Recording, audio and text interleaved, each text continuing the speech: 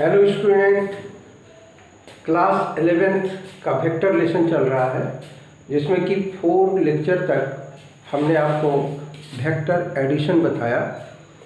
आज हम शुरू करने जा रहे हैं 5th लेक्चर में subtraction of vector. Students, subtraction का मीनिंग आपको बता देते हैं। जब दो पॉजिटिव वेक्टर को हम लोग जोड़ते हैं तो एडिशन होता है, उसको हम लोग एडिशन बोलते हैं।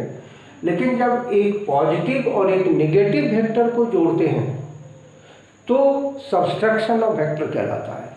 यहाँ पर देखिए आप कि सब्सट्रैक्शन अलग से नहीं होता है। एक पॉजिटिव और एक नेगेटिव वेक्टर को जब हम लोग जोड़ते हैं, एडिशन करते हैं, तो उसी को सब्सट्रैक्शन बोलते हैं। यहाँ देखिए P और Q दो वेक्टर को हमने जोड़ा है, दोनों पॉजिटिव है और इसका रिजल्टेंट P और Q से बने पैरेललोग्राम के डायगोनल से होकर के जा रहा है। यदि हम Q को नेगेटिव ले लें, मतलब क्या, Q के ऑपोजिट ले लें 180 डिग्री पर, तो जितना मैग्नीट्यूड Q का है उतना ही मैग्नीट्यूड माइनस Q ले लें। माइनस Q का मतलब ये हुआ, माइनस में इसका वैल्यू नहीं है, Q के ऑपोजिट डायरेक्शन में ये वेक्टर है। तो ये हमारा P हो गया और ये हमारा माइनस Q हो गया। तो जिस तरह P और Q से पैरेललोग्राम बनाए, उसी तरह से P और माइनस Q से पैरेललोग्राम बनाएंगे तो ये नीचे की ओर बनेगा। जिस तरह से P और Q का रिजल्टेंट वो B हुआ, उस तरह से P और माइनस Q का रिजल्टेंट वो B डैश हुआ। यहाँ देखिए P वेक्टर को लिए, माइनस Q वेक्टर को लिए, तो P plus minus Q is equal to P minus Q।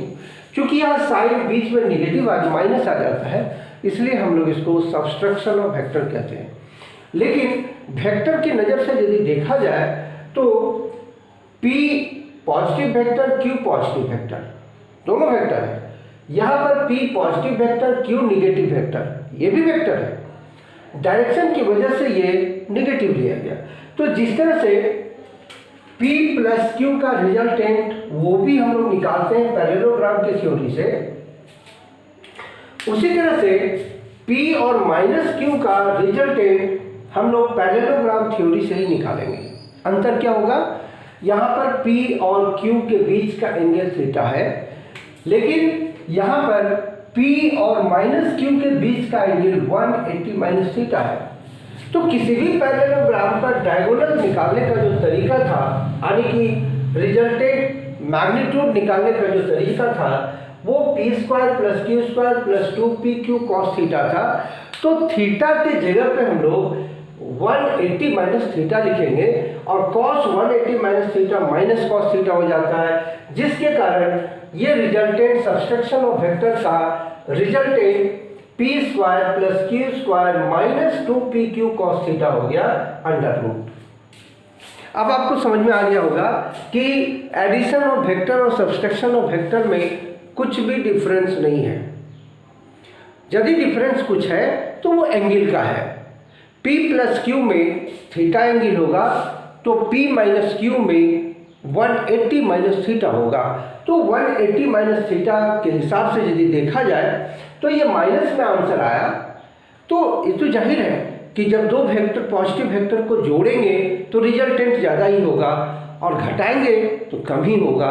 इसलिए P माइनस Q का जो रिजल्टेंट है वो P प्लस Q से कम होगा, क्योंकि यहाँ साइन माइनस है। यहाँ पर भी आप चेक कर सकते हैं, P प्लस Q का देखिए इतना बड़ा मोड है वो भी, और P और माइनस Q का छोटा हो गया।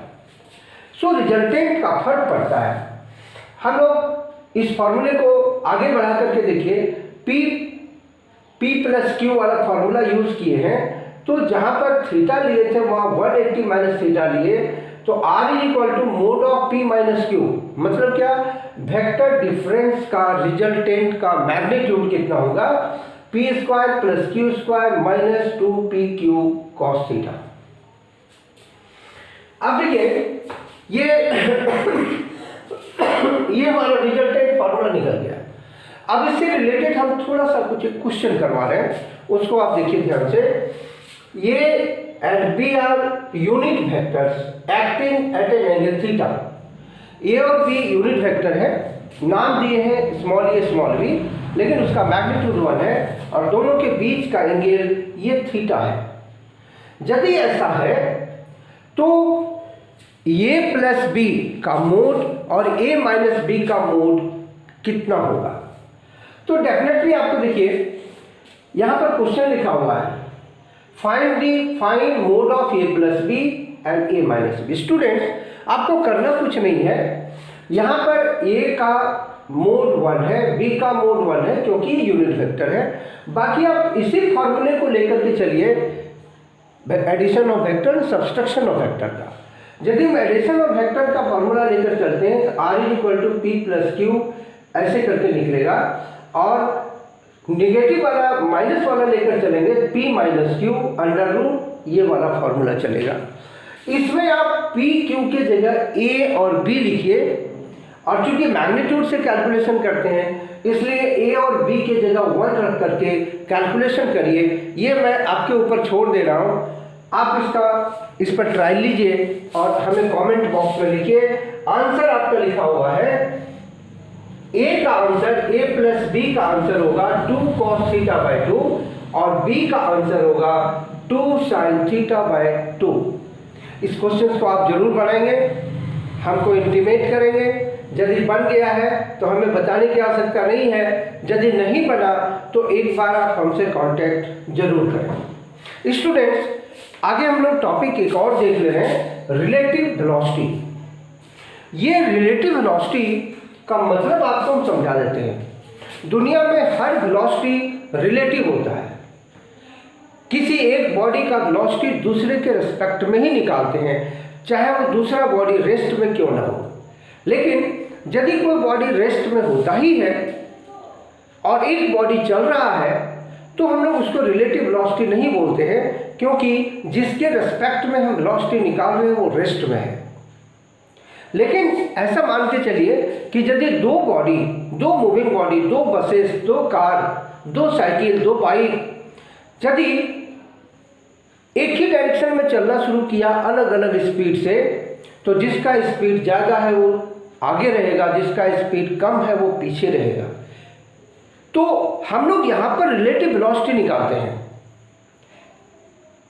ए और बी दो मूविंग बॉडी है और ए का स्पीड ज़्यादा है, बी का स्पीड यदि कम है, तो ए का रिलेटिव वेलोसिटी बी के रिस्पेक्ट में हम लोग निकालते हैं। जैसे कि एग्जांपल आपको हम दे रहे हैं कि ए का वेलोसिटी 15 है और बी का वेलोसिटी 10 है और एक ही जगह से चलना शुरू किया, तो ए 1 सेकंड में 15 मीटर जाएगा और बी 1 सेकंड में 10 मीटर जाएगा। जाहिर है कि ए का वेलोसिटी बी के रिस्पेक्ट में 5 मीटर पर सेकंड जाता है, यानी हर एक सेकंड में 5 मीटर का गैप बढ़ता जाएगा। डेफिनेटली हम लोग क्या किए, घटा करके निकाले। तो रिलेटिव वेलोसिटी का एक फॉर्मूला होता है कि हमेशा घटा करके ही निकालते हैं। जैसे हम लोग वेक्टर डिफरेंस में घटाकर p माइनस क्यू किए, उसी तरह से रिलेटिव वेलोसिटी का परमानेंट फॉर्मूला है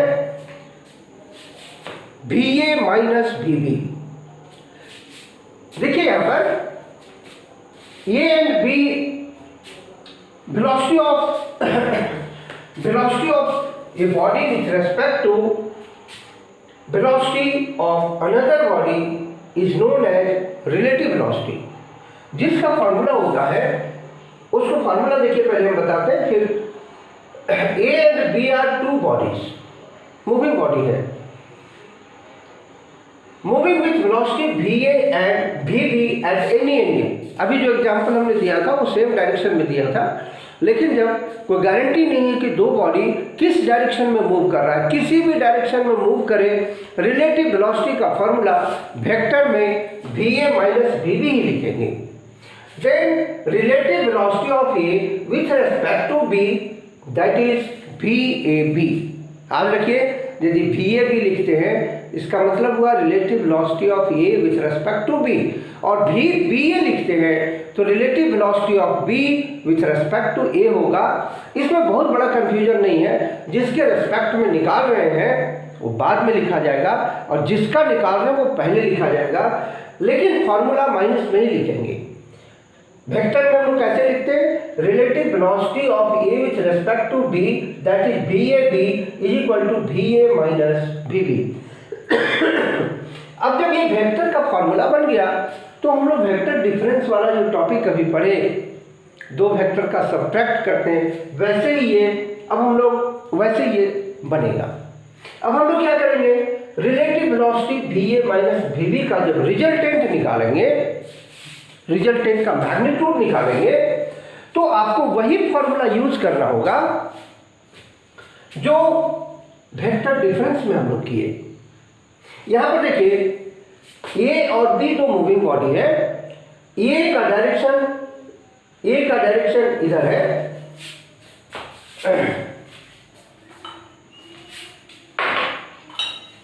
ए का डायरेक्शन देखिए इधर है बी ए, और भी इधर है, दोनों के बीच का एंगल थीटा है। डेफिनेटली हम लोग जब भी ए प्लस भी बी तो निकालना नहीं है, हमें भी ए माइनस भी बी निकालना है।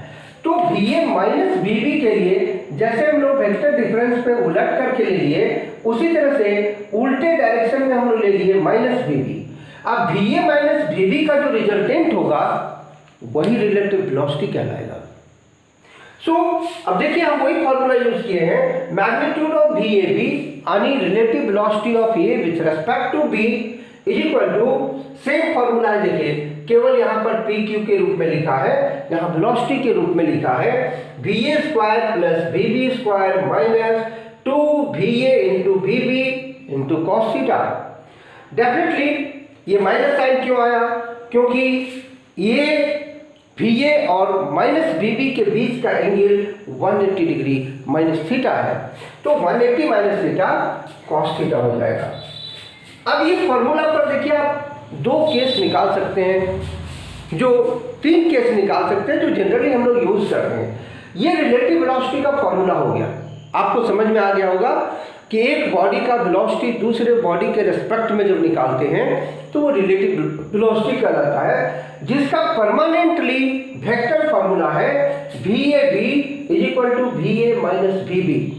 जिसका मैग्नीट्यूड निकालेंगे तो ये वेक्टर डिफरेंस वाला जो मैग्नीट्यूड है इसी के जैसा निकलेगा, केवल यहाँ पी क्यू वेक्टर के रूप में लिखा हुआ है, यहाँ दो वेलोसिटी के रूप में लिखा है V A minus V A plus V A and V B. अब इस फॉर्मूले में केस निकालिए। Case 1, if A and B are moving in same direction, मतलब क्या हुआ? ए और बी अभी जो अलग अलग डायरेक्शन में मूव कर रहा है और ये फॉर्मूला लिखे हैं, यदि दोनों एक ही डायरेक्शन में मूव करता है तो थीटा डेफिनेटली जीरो हो जाएगा, और थीटा यदि जीरो हुआ तो कॉस थीटा के जगह कॉस जीरो लिखेंगे, जिसका मतलब 1 होगा, और क्या हो जाएगा? हमारा फॉर्मूला हो जाएगा मैग्नीट्यूड का V A minus V B. आप ध्यान दीजिएगा यहां पर जो फॉर्मूला लिखा हुआ है वेक्टर के रूप में लिखा हुआ है, इसका जब मैग्नीट्यूड हम लोग निकाले रिलेटिव वेलोसिटी का, तो आप डायरेक्शन नहीं दे रहे हैं, क्योंकि ये इसका न्यूमेरिकल वैल्यू, इसका अमाउंट है रिलेटिव वेलोसिटी का। जैसे कोई बॉडी 15 मीटर पर सेकंड से एक्स एक्सिस में जा रहा है और उसी डायरेक्शन में 10 मीटर पर सेकंड से दूसरा बॉडी चल रहा है, और यदि एक ही साथ दोनों चल रहा है तो ए का रिलेटिव वेलोसिटी बी के रेस्पेक्ट में 15 माइनस 10 5 होगा। उसी तरह से यदि दो बॉडी ऑपोजिट डायरेक्शन में चल रहा है, केस 2 है देखिए, केस 1 और केस 2 में, केस 1 में अभी हम लोग देख लिए सेम डायरेक्शन, और केस 2 में क्या है? Opposite direction. If A and B are moving in opposite direction, then V A B is equal to V A plus V B. आपको समझ में आ गया होगा कि इसका ओरिजिनल फॉर्मूला में माइनस होता है, और यदि दो बॉडी ऑपोजिट डायरेक्शन में मूव कर रहा है, इधर जा रहा है इधर जा रहा है, तो दोनों के बीच का एंगल 180 हो जाएगा, और cos 180 होगा -1, और ये माइनस माइनस मिलके प्लस हो गया, और प्लस होने से बी ए प्लस बी बी का होल स्क्वायर हो गया, और होल स्क्वायर और रूट कट गया, तो आंसर आपको मिला बी ए प्लस बी बी। स्टूडेंट्स इतना आप जरूर याद रखिए कि सेम डायरेक्शन में रिलेटिव वेलोसिटी निकालना हो तो ज़्यादा वेलोसिटी में कम को घटाना है। ऑपोजिट डायरेक्शन में रिलेटिव वेलोसिटी निकालना हो तो दोनों को जोड़ देना है, VA प्लस VB करना है। और 90 डिग्री पर यदि रिलेटिव वेलोसिटी निकालना हो तो आप देखिए 90 डिग्री पर रिलेटिव वेलोसिटी, ये स्क्वायर वाला पोर्शन खाली बचेगा और -2AB cos थीटा, थीटा 90 होने की वजह से 0 हो जाएगा। यहाँ पे हम लोग दिखा भी सकते हैं कि थीटा का वैल्यू यदि थीटा केस 3 में यदि थीटा का वैल्यू 90 डिग्री है इन परपेंडिकुलर डायरेक्शन, जहां पर सेम डायरेक्शन ऑपोजिट डायरेक्शन लिखा हुआ है वहां परपेंडिकुलर डायरेक्शन देंगे तो VAB कितना हो जाएगा, √VA square plus VB square. ये इस तरह से हम लोग रिलेटिव वेलोसिटी का एक ही फॉर्मूला होता है, रिलेटिव वेलोसिटी का रिजल्टेंट और रिलेटिव वेलोसिटी का जो मैग्नीट्यूड है वो दोनों वेलोसिटी के एंगल पर डिपेंड करता है। स्टूडेंट्स, आज का क्लास हम यहीं ख़त्म करते हैं और नेक्स्ट लेक्चर में हम आपको boat and river, man and rain, ये सब वेक्टर का कुछ ट्रीटमेंट्स है जो वेक्टर मेथड से आपको हम बताएंगे। इस वीडियो को आप पूरा ज़रूर देखिएगा क्योंकि रिलेटिव वेलोसिटी से रिलेटेड बहुत सारा प्रॉब्लम स्टूडेंट से नहीं बनता है क्योंकि बेसिक कॉन्सेप्ट उनके पास नहीं रहने के कारण वो रिलेटिव वेलोसिटी और रिजल्टेंट वेलोसिटी को एक जैसा समझ लेते हैं। रिजल्टेंट वेलोसिटी और रिलेटिव वेलोसिटी में फ़र्क है। रिजल्टेंट वेलोसिटी कब होता है, जब एक ही बॉडी पर दो वेलोसिटी काम करता है, और रिलेटिव वेलोसिटी के लिए दो मूविंग बॉडी होना जरूरी है। आज क्लास हम यहीं ख़त्म कर रहे हैं। Thank you.